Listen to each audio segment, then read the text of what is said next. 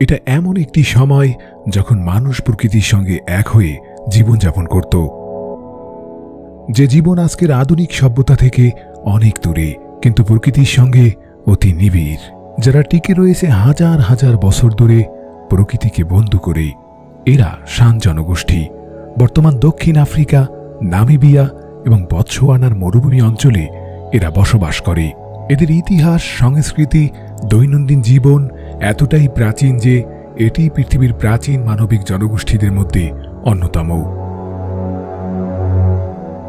তাদের প্রতিটি দিন যেন প্রকৃতি আর সভ্যতার সীমারেখায় টিকে থাকার এক অনন্য গল্প।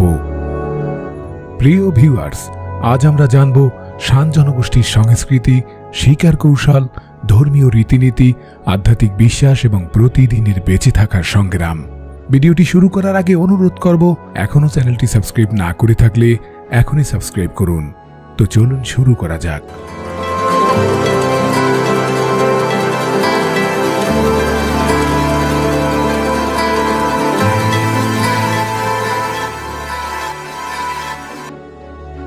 শান জনগোষ্ঠী পৃথিবী জুড়ে বেশ পরিচিত তাদের শিকারের দক্ষতার জন্য।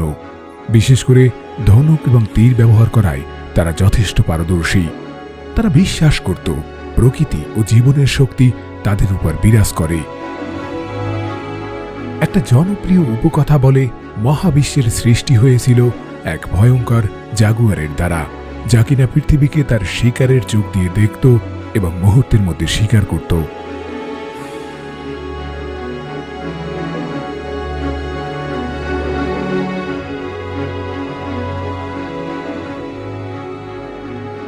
এই ধরনের উপকথা শান জনগণের মধ্যে গভীর আধ্যাত্মিক ও সৃষ্টিকর্মের প্রতি তাদের ভালোবাসা ও শ্রদ্ধা প্রকাশ করে।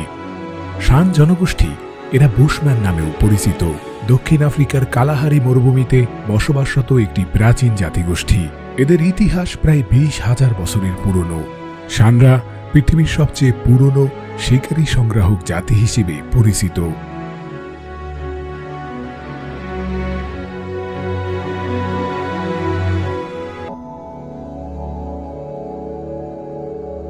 তাদের ভাষা বিশ্বের অন্যতম পুরনো এবং এতে রয়েছে অনন্য ক্লিক শব্দ।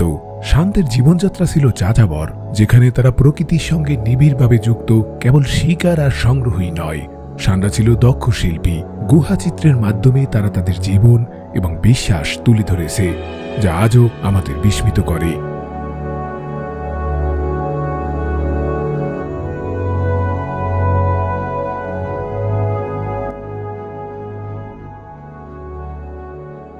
শান জনগোষ্ঠীর সংস্কৃতি সরল কিন্তু গভীর।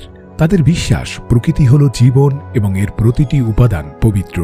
তারা গোষ্ঠীবদ্ধভাবে জীবনযাপন করে এবং তাদের কাজ ভাগাভাগি করে নেয়।